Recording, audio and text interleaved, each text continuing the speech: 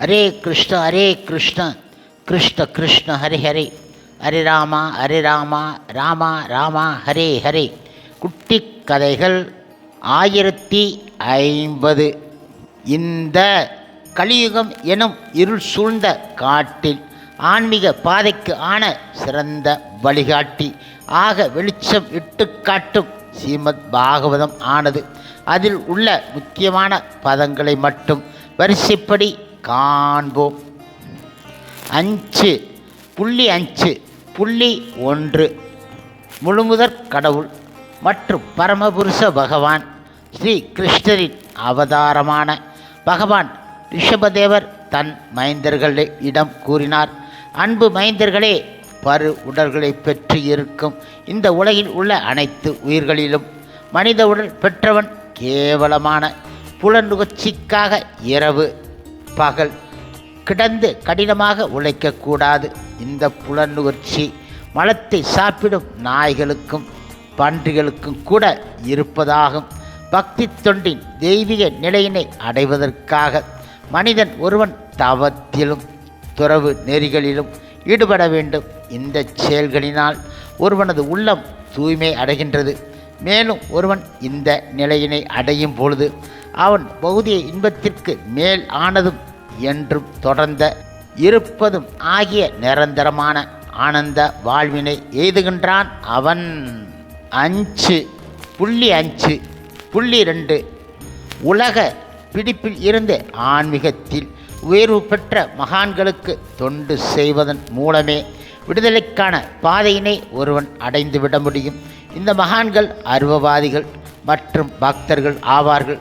பகவான் கிருஷ்ணர் தோற்றத்தில் தான் இணைய வேண்டும் என ஒருவன் விரும்பினாலோ அல்லது முழுமுதற் கடவுள் உடன் தொடர்பு கொள்ள விரும்பினாலோ அவன் மகாத்மாக்களுக்கு தொண்டு செய்ய வேண்டும். இந்த செயலில் ஆர்வம் இல்லாமல் பெண்கள் மற்றும் பாலியல் விருப்பம் உடையோருக்கு நரகத்தின் பாதை அகலமாக திறந்து வைக்கப்பட்டு இருக்கின்றது. மகாத்மாக்கள் சம நோக்கு உடையவர்களாகவும் பக்தி தொண்டில் முற்றிலும் ஈடுபட்டவர்கள் ஆக இருக்கின்றார்கள். அவர்கள் சினத்தினை தவிர்த்து அனைவரின் நலனுக்காக உழைப்பவர்கள் ஆவார்கள். அவர்கள் பிறர் வெறுக்கத்தக்க முறையில் நடப்பது கிடையாது. இப்படிப்பட்டவர்களே மகாத்மாக்கள் ஆவார்கள். 5 புள்ளி 5 புள்ளி 4 புலன் நுகர்ச்சியே வாழ்க்கை லட்சியம் என ஒருவன் கருதும் பொழுது அவன் நிச்சயமாக மானிட வாழ்வில் வெற்றி உடையவனாகி பல்வேறு பாவச் செயலில் ஈடுபடுகின்றான். முன் வினை பயனால் அழியக்கூடியதாக இருப்பினும் தான் பெற்று இருக்கும் உடலே தனது துன்பத்திற்கு காரணம் என்பதை அவன் அறிவது கிடையாது.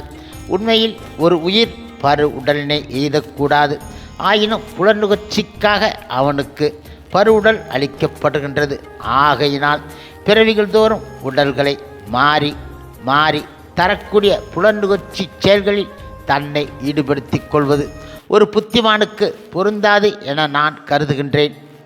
5 புள்ளி 5 புள்ளி 5 மனித வாழ்வின் ஆன்மீக மதிப்புகளை பற்றி ஒருவன் கேட்டு அறியாத வகையில் அவன் தோற்கடிக்கப்பட்டு அறியாமையில் இருந்து வரும் துன்பங்களுக்கு ஆள் ஆகின்றான். அது பாவமோ புண்ணியமோ கர்மத்திற்கு என்று உரிய பலன்கள் உண்டு. கர்மத்தில் ஈடுபடும் பொழுது ஒருவன் மனது கர்மாத்மகம் எனப்படுகின்றது. இதன் பொருள் பலன் தரும் செயலின் கரை உடையது என்பதாகும். மனம் அழுக்காக இருக்கும் வரை உணர்வு தெளிவாக இருக்காது. பலன் தரும் செயலில் ஒருவன் ஆழ்ந்து இருக்கும் வரை அவன் ஒரு பரு உடலினை ஏற்றுக்கொள்ள வேண்டியது இருக்கின்றது. 5 புள்ளி 5 புள்ளி 8 ஆண் பெண் இருவருக்கும் இடையில் இருக்கும் கவர்ச்சி உலக வாழ்வின் அடிப்படை கொள்கையாக இருக்கின்றன. இவ்வாறாக ஆண் பெண் கிருதயங்கள் இணைக்கும் இத்தவறான கருத்தின் அடிப்படையில்தான் ஒருவன் தனது உடல், குடும்பம், ஆஸ்தி, குழந்தைகள், சுற்றம், செல்வம் என்பவற்றின் மீது கவர்ச்சி உடையவன் ஆகின்றான். இவ்வாறாக இப்படி ஒருவன் வாழ்க்கையின் மீது ஆன மோகத்தினை அதிகரித்து கொண்டு கொள்வதோடு நான் மற்றும் எனது என்று எப்போதும் சிந்திக்கின்றான் அவன். 5 புள்ளி 5 புள்ளி 18 தன்னை சார்ந்து இருப்போரை பிறப்பு, இறப்பு, முதுமை, நோய் சுழற்சியில் மீண்டும் மீண்டும் சிக்க வைக்கும் பாதையில் இருந்து மீட்க முடியாதவன் ஒரு ஆன்மீக குருவாகவோ, ஒரு தந்தையாகவோ, தாயாகவோ, வணங்குவதற்கு உரிய தேவனாகவோ ஆதல் கூடாது. 5.12 அன்பார்ந்த மன்னர் ரகுகுணனே, ஒருவன் தனது உடல் முழுவதும் ஒரு சிறந்த பக்தனின் தாமரை திருவடிகளில் உள்ள தூசியினை பூசிக்கொள்ளும் சந்தர்ப்பம் பெறாது முழு மெய்ப்பொருளை அறிந்து கொள்ள முடியாது ஆகும். பிரம்மச்சரியத்தை கடைப்பிடிப்பதனாலோ, இல்லற வாழ்க்கையின் ஒழுங்குமுறை விதிகளை பின்பற்றுவதனாலோ, வானப்பிரஸ்த வாழ்க்கைக்காக வீட்டை துறந்து செல்வதனாலோ, துறவரம் மேற்கொள்வதனாலோ, கடுமையான குளிரில் நீரில் மூழ்கி இருத்தலாலோ, கோடை வெம்மையில் நெருப்பின் மத்தியில் இருத்தல் போன்ற கடுமையான தவங்களை மேற்கொள்வதனாலோ ஒருவனால் முழு மெய்ப்பொருளை உணர்ந்து கொள்ள முடியாது ஆகும். முழு மெய்ப்பொருளை அறிந்து கொள்வதற்கு பிற செயல்முறைகளும் இருக்கின்றன. ஆயினும் ஒரு சிறந்த பக்தன் கருணை பெற்றவனுக்கு முழு மெய்ப்பொருள் வெளிப்படுகின்றது. 5.18 முழுமுதற் கடவுள் ஆன முகுந்தனே எல்லாம் என இருக்கும் மனிதர்களிடம் தொடர்பு கொள்வதால் ஒருவன் அவரது ஆற்றல்கள் மிக்க செயல்களை காதால் கேட்டு அவற்றை மிக விரைவில் புரிந்து கொள்பவன் ஆகின்றான். முகுந்தனின் செயல்கள் மிகுந்த சக்தி உடையவை ஆகும். அவற்றை கேட்பதின் மூலம் ஒருவன் பகவான் கிருஷ்ணன் கூட விரைவில் தொடர்பு கொள்கின்றான். தொடர்ந்தும் ஆர்வத்துடனும் பகவானின் ஆற்றல் மிக்க செயல்களை கேட்கும் ஒருவனின் இருதயத்துக்குள் முழுமுதற் கடவுளின் திருநாம வடிவமாக இருக்கும் முழு மெய்ப்பொருள் புகுந்து அதில் உள்ள மாசுக்கள் அனைத்தையும் நீக்கி தூய்மை செய்கின்றன. மாறாக கங்கையில் குளித்து உடல் அழுக்கு நோய் கிருமிகளும் நீங்க பெற்றாலும், புண்ணிய கஷேத்திரங்களுக்கு யாத்திரை செல்வதனாலும் மன அழுக்கு நீண்ட காலத்திற்கு பிறகே நீங்கும். அதனால் தனது வாழ்வை உடனே நிறைவு செய்து கொள்வதற்கு புத்தியுடைய மனிதன் எவன்தான் பக்தர்களுடன் தொடர்பு கொள்ளாமல் இருப்பான் அவன். 5.18 முழுமுதற் கடவுளான வாசுதேவர் மீது மாசு அற்ற பக்தியில் வளர்ச்சியடைந்திருக்கும் ஒருவனின் உடலில் அனைத்து தேவர்களும் அவர்களது மேன்மை குணங்களான சமய, தர்மம், ஞானம், துறவு போன்றவையும் வெளிப்படுகின்றன. மாறாக பக்தி தொண்டு செய்யாது பௌதிக செயல்களில் ஈடுபட்டு இருக்கும் ஒருவன் இடம் நிறைய நற்குணங்கள் ஏதும் இருப்பது கிடையாது. இவன் யோக சித்தி பயிற்சியில் தேர்ந்தவனாகவோ அல்லது தனது குடும்பத்தை, உறவினர்களை காப்பதற்கு நேர்மையான முயற்சி உடையவனாக இருந்தாலும் அவனது சுய மன யுகத்தினால் விரட்டப்படுவதோடு பகவான் கிருஷ்ணரின் புறசக்தியின் தொண்டில் கண்டிப்பாக ஈடுபட வேண்டியவன் ஆகின்றான். இந்த மனிதன் இடம் என்ன நற்குணம் இருக்க முடியும்? 6.1.10 சில சமயங்களில் பாவச் செயல்களில் இருந்து கவனமாக விலகி இருப்பவன் கூட மீண்டும் பாவச் செயலுக்கு பலியாகின்றான். எனவே தொடர்ந்து பாவம் செய்வதும் பிறகு பிராயச்சித்தம் செய்வதுமான இந்த முறை பயனற்றது என நான் கருதுகின்றேன். இது ஒரு யானை குளியலை போன்றதாகும். ஏனென்றால் ஒரு யானை நன்கு குளித்து தன்னை சுத்தப்படுத்தி கொள்கின்றது. ஆனால் கரையேறியதும் தன்மேல் மண்ணை வாரி இறைத்து கொள்கின்றது. 6.1.13 மனிதன் ஒருவன் மனதை ஒருநிலைப்படுத்த ஒருவன் பிரம்மச்சரியத்தை அனுஷ்டிக்க வேண்டும் என்பதுடன் கீழே விழுந்து விடாதபடியும் பார்த்து கொள்ள வேண்டும். தன் இச்சையாக புலனின்பத்தை கைவிடும் தவத்தை ஒருவன் மேற்கொள்ள வேண்டும். பிறகு ஒருவன் தன் மனதையும் புலன்களையும் கட்டுப்படுத்த வேண்டும். தானம், தர்மங்களை செய்ய வேண்டும். சத்தியத்தை கடைப்பிடிக்க வேண்டும். சுத்தம், அகிம்சை ஆகியவற்றை கடைப்பிடிக்க வேண்டும். கட்டுப்பாட்டு விதிகளை பின்பற்ற வேண்டும்.